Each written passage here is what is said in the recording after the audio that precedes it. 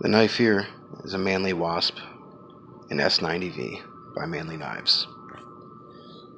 You can see S90v blade steel there. This deep carry pocket clip, just a simple slip joint. Now, what makes this knife so special, for one, is the price. It is very good.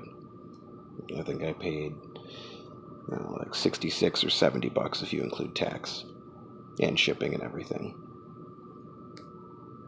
But the other special thing is this knife, unlike most, is ground extremely thin behind the edge. Let me see if I can even get it to focus here.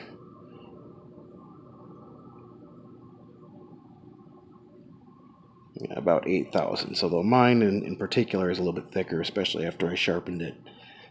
Again, it got a little thicker yet, but it still is an exceptional cutter. This knife is quickly becoming one of my favorites. Not to mention, Manly Knives does a heat treat that most companies can't touch, in my opinion, especially for that price. Not only do they heat treat this quite well, they heat treat it harder than most, and they cryo it. I don't think the same can be said for many companies at the moment right now. Spyderco does a pretty good job, but the performance I've seen out of this is quite incredible, to say the least. Right now, it's still pretty damn sharp, to say the least. And I got, well over 300 cuts there. 300 feet of cardboard on this sharpening, and it's, doing excellent, other than one tiny little nick in the blade there. Must have been something hard in the cardboard or whatever, but besides the point, the knife is doing very well, to say the least. Actually, one of the best performers I think I've seen yet. And it says a lot, because I actually didn't really care for S90v. I ended up buying a Benchmade 940-1 in S90v, and to tell you the truth, I hated it. It was a bitch to sharpen. It was thick behind the edge. It cut like shit. I mean, it was a nice knife otherwise, but it didn't seem to hold the fine edge very long at all. I didn't really care for it that much, but this changed my mind about S90v, and I'm really starting to appreciate it and like it. And can't wait to buy some more knives. I actually just ordered another one, not even a week later. Now I'm ordering one in 12C27. Can't wait to try that one out and see how it is and give it a review. I mean, it has a nice deep carry pocket clip. It folds up nice. It's a good size. Size is perfect for EDC. Thin and lightweight. If you don't mind slip joints, which it has a nice, stiff slip joint with 4 steps in it, as you can see here. One there, one there, one there, and one there. Kind of difficult to do one-handed, but not too bad.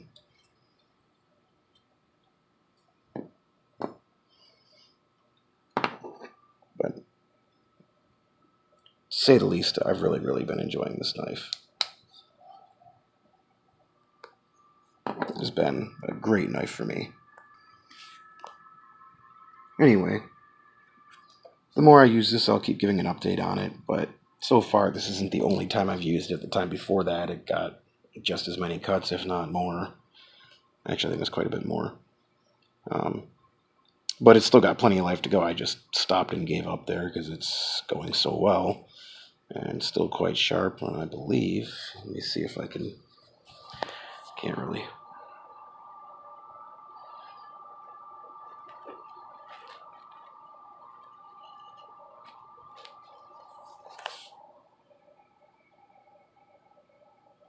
Yeah, I ended up getting cardboard all over me.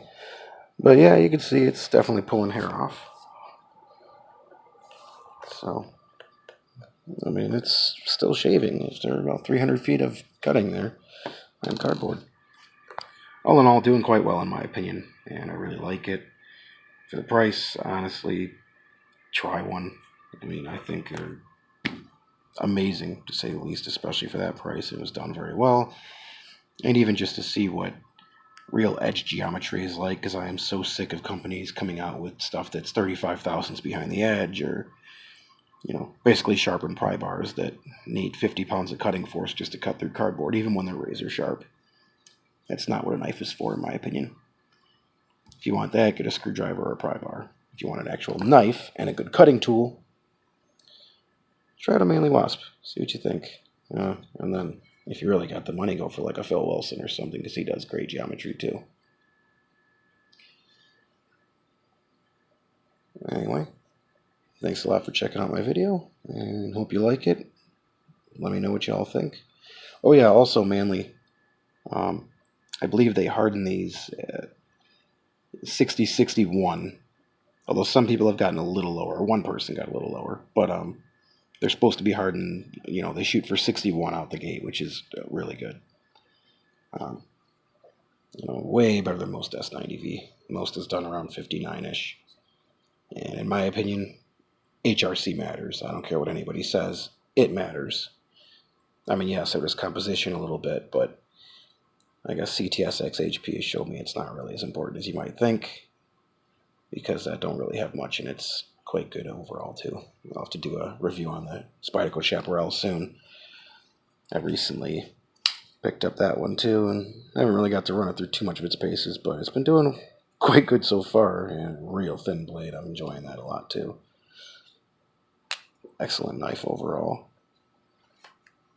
And also, actually, I got to do another review on the Benchmade Bug Out, which everyone has done, but the coating I'm really liking. It's a nice blade overall. It's super lightweight. Nice EDC knife. And then another one I've been thoroughly enjoying. Spyderco Caribbean review will be coming up next on that soon. LC200N, awesome steel. Super easy to sharpen. Gets sharper than anything I've seen yet. And pretty cool. Although not quite the edge holding of this stuff, but what's weird is when it wears down, it still holds a very aggressive, sharp edge, which I usually don't see very often, so it's pretty cool. And one other knife I'm going to have to review really soon is Cold Steel Mini Pendleton Hunter with the DLC coating in 3V.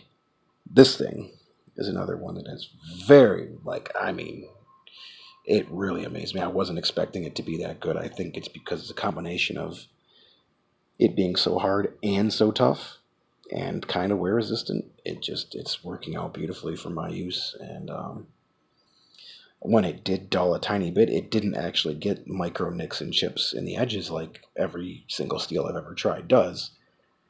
This one actually only just slightly dulled a little, and then I was able to strop it right back to razor blade sharp with nothing but that. So pretty cool overall. I'm going to do a review on that too quite soon.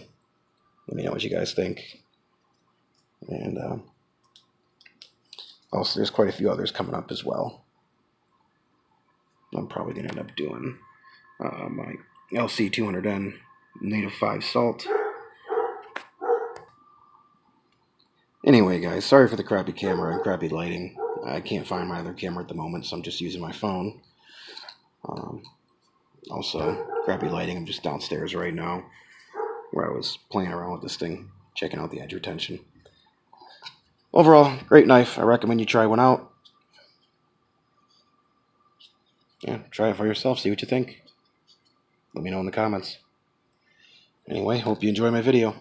Take care.